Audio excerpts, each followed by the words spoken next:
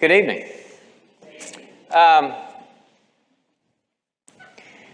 Here we are in the last segment of dealing with all the wacko people you've ever had to deal with.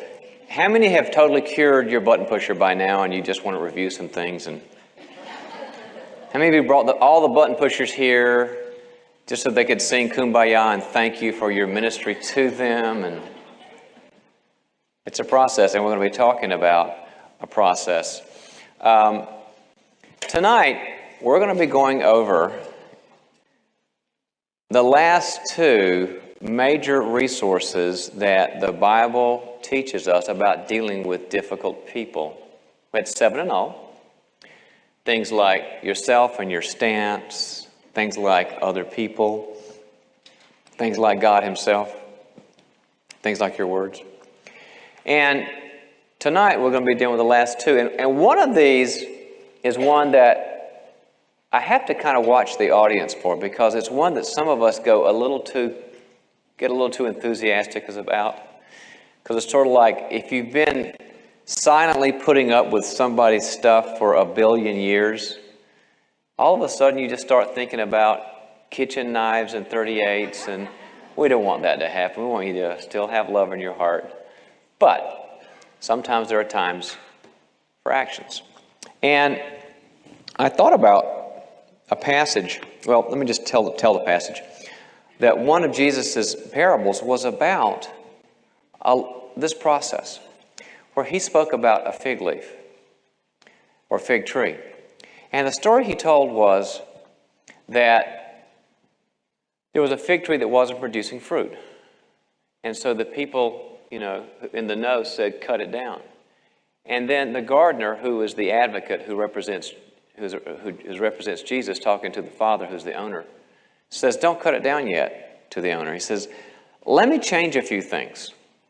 Let me dig deep into the soil and change some of the way the soil is working, and maybe aerate it more, maybe put different chemicals in it or whatever. But let me change some things in the way it's planted, and then give it some time. And if it grows, bears fruit, everything's great. But if in another season or another year it doesn't bear fruit, then you can go ahead and cut it down.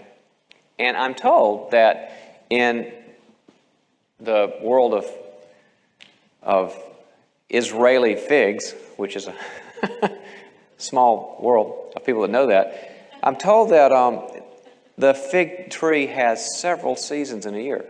Meaning, let me take it through several passes of this. Let's don't give it just one chance, but several chances.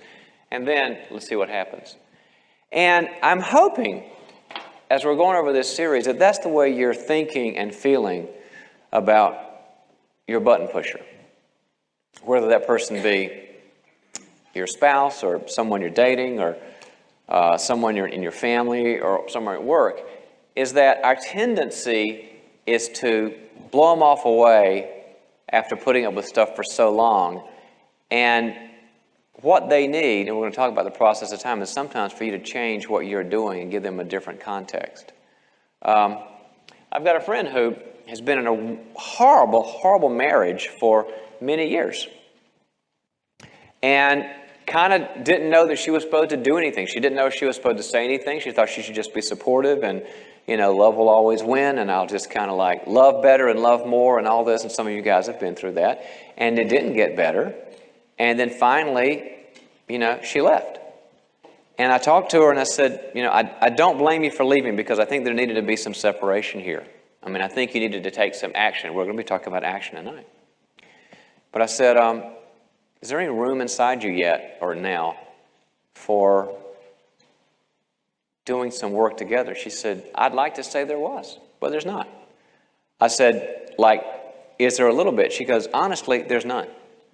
She said, I didn't know what I was doing the first 20 years. I thought that simply being positive and affirming and patient, never speaking up would help. And I would like to say there's some love in my heart that I'd like to rekindle, but it's gone. And so then the next conversation shifted to, how do you build love when there's no love to build? And that's a different talk. But the point is, you don't want to be in that position. You want to be waiting and waiting and waiting and not knowing what you should do and not knowing the skills and tools we're talking about until all the love is gone, because that changes the whole task of what you can do. It's much easier to rekindle love than it is to create love after it's died. They are both possible, and I see them happen all the time, but one is much more difficult than the other. You don't want to be stuck in there. So that's why we're talking about some things you need to do. So, resource number 6, if you're in the book, Who's Pushing Your Buttons, has to do with the power of actions. The power of actions. There's a proverb in the Old Testament, chapter 17, verse 10, that says that a word of rebuke goes further into a wise man than 100 blows does into a fool. Now, in a day where we don't do a lot of 100 blowing people, at least in the States, it may not make a lot of sense. But the point there is that there are kind of two categories of people. There are those people who are wise, and when you say to them, hey, that really hurts my feelings, they go, ooh, tell me about that. I didn't want to hurt your feelings. And then there are people that when you say something to, it's kind of like the glass wall, or it's all your fault, or what are you talking about? I don't know what you're talking about. And what they've just done, if they can't respond to your words, is they've told you you need to go to actions.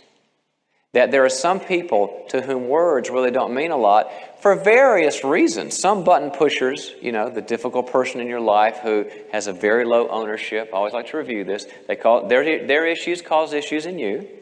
They have very low ownership or responsibility for the problem. They think it's somebody else or it doesn't exist. And you're intertwined in your life with them. You're emotionally invested.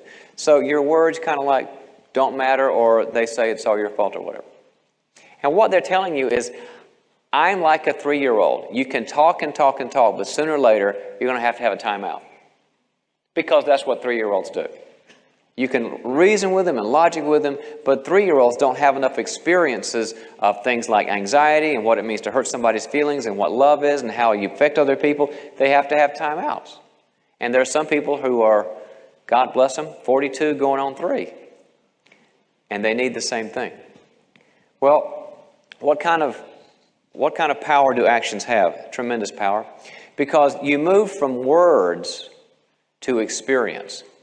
And all of a sudden, and this is what happened with my friend who's been married 20 years. When she moved out, guess who wanted to get into counseling? Guess who wanted to build a life together? Guess who wanted to start going to church? Guess who, why? Because the experience of the loss of support and love and constancy and being there, all of a sudden wasn't there. There are some people that you can warn and warn and warn, and they really don't believe it because they really have had nothing in their life experience that would tell them that you're going to follow through. They might have had a lot of enabling people in their lives, a lot of rescuing people, or perish the thought, maybe you were part of this. How many of us that are really honest about this have warned and threatened and then wimped out? See, in that way, we have to understand we're part of the problem that has to start changing, because we're teaching those people, if you'll just hold out during the tantrum, things will be cool. You can watch TV again, which is the highest good. So, why are they so powerful? Because they're experience. Because experiences sometimes reaches much more deeply than words does. Now, let me talk about a little bit of terminology when we talk about words, because there's a difference between, how many of you read some of the boundaries books here and I've written? Okay. So, we hear the word boundary and it gets thrown around. Well, let me kind of define some terms here, because it helps to clarify what we mean. A boundary is a limit that you set around yourself. A boundary is a way of defining, this is me, this is not me. This is what I will tolerate. You can be a little bit messy, but, if the police come because the house is so bad, that's not okay with me. I'll tolerate this much, I won't tolerate this much. I'll tolerate this amount of irresponsibility, but I won't tolerate a lot of irresponsibility. That's a boundary. It's being clear about what you will tolerate and what you won't. How many of you have realized at some stage in life that you've had a problem being very clear with what you will put up with? Yeah, sometimes that's the most major work a person can do. spiritually and emotionally and personally. Now, we also throw the word consequence around. Consequence. And a consequence is not the same thing as a boundary. A consequence is some sort of action you will take if the boundary continues being violated. Because there's got to be some teeth on the end of the boundary or it doesn't really work. So when you set a boundary, all you're doing is telling the person, stop. The disrespect, the unfaithfulness, the shutting me off, whatever, that needs to stop. And a consequence is if you keep crossing the line, I will do X, Y, or Z. So every good boundary has to have a consequence. I mean, if you're a parent, you understand this. Sometimes when I leave to go talk, I say, hope you have a good night. Everything's great. By the way, if the homework's not done, you just lost your cell phone another week. Kind of all in the same voice while you're hugging somebody. It's a weird thing. I'm threatening you and hugging you at the same time. But that's what it means. Okay? So sometimes people go straight to consequences too much. And they don't really help that person see that there was a line to be crossed. And you really can't blame a person for crossing the line if you never told them there's a line there. Some of us are sort of like, SpongeBob. He's the great iconic character that we all sort of like to be. Not really, I'm just kidding. But SpongeBob, sort of here and there, he's sort of ADD. And you're never really clear about what he wants. He gets in all kinds of trouble because he's never clear about what he wants. He's sort of impulsive. You can see the classics that I like to watch. And when we firm up our boundaries, then all of a sudden we can say, I've never told you this, but it really hurts my feelings when you just shut down. It hurts my feelings when you disrespect me or when you control me or you get mad when I disagree with you. This is hard for me. All of a sudden you've created a boundary. And sometimes that's all you need. And then sometimes when you tell the person that 2 and 3 and 4 times and they just keep crossing it and crossing it and crossing it, that's when you have to say, it's time for some actions. I don't think what I would like to tell you is getting across. And I want to give you some of the appropriate sort of parameters of what a good consequence and actions are. So you'll know, because it's really easy to, there's sort of a science of appropriate consequences. The first one is the best is to have a natural reality. Natural reality. If you're spending too much, then you lose, your credit cards. If you are kind of like critical and mean with me, then I'll be in another room. You'll lose me for a while. If you have some kind of a addictive disorder, then we're going to do an intervention with you. But the more natural, the better, because that's the way God made us to operate. Natural consequences are sort of like saying, you didn't obey the laws of physics and gravity, and so you're going to feel the results of that. And here's the good part about that. When you help a person with natural consequences, you don't get blamed as much as the parent. You're not this kind of person who has this program to change them. You're just saying, I'm going to let things happen. Now, sometimes you can't do that. In some circumstances, you can't do a natural consequence. But always begin with that. Like you can't do that with an addict sometimes and say, well, I'll let them go live their life because they'll die. That's, not a great teaching lesson. But always start with that. Secondly, always go to relationship. Always start with relationship. That the most important consequence is that they will lose some aspect of what they need from you. Remember, and I talked about this last time, your button pusher is still in your life because they need something from you. And every one of us, I'm going to talk about this in a few minutes, every one of us needs to figure out what we have got that we can leverage. Why are they there with you? Otherwise, they would have bailed or left or whatever a long time ago. But there's something they need to have from you. And that being the case, the most important thing is relationship. I remember a guy that I knew that fell in love with a girl. Great White Stripes song. And she kind of loved him, but she had a hard time letting go of other people. So he was like number one of several. And that was difficult for them for him. I don't know why. I mean, he was just a jealous guy, I guess. No, but he was saying, we've been going out for a couple of years. You're it. I'm 34. I'm ready to make the move. And all the women in the audience are saying, sure, this is a guy. You switched the genders in this story, didn't you? No, I did not switch genders. There's actually guys that feel this. He was really into her. And somebody in the audience says, where?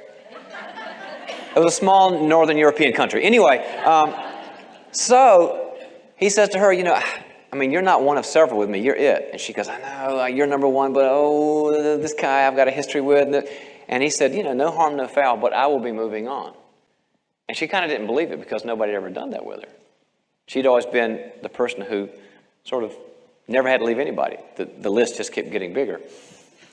And he left. He just said, he gave her like 90 days, which I thought was fair. Said, if you can't work this through in 90 days, I got to move on. And he didn't see her for, I think it was another 90 days.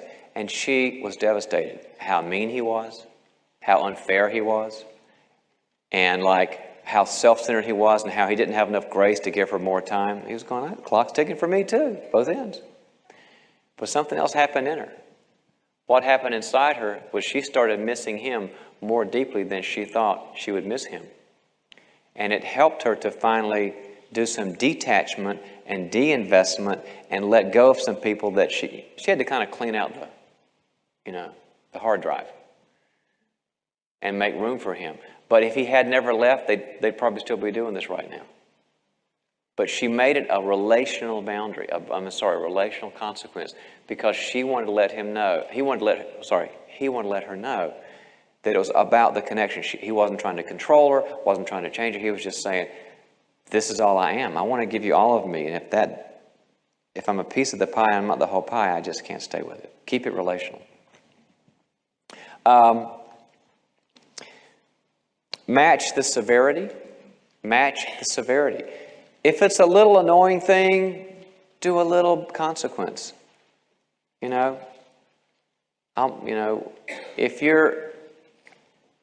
If what you do is like you embarrass me in public and you're kind of a goof and make me feel weird, then I'll just bring my own car to the meeting and I'll leave.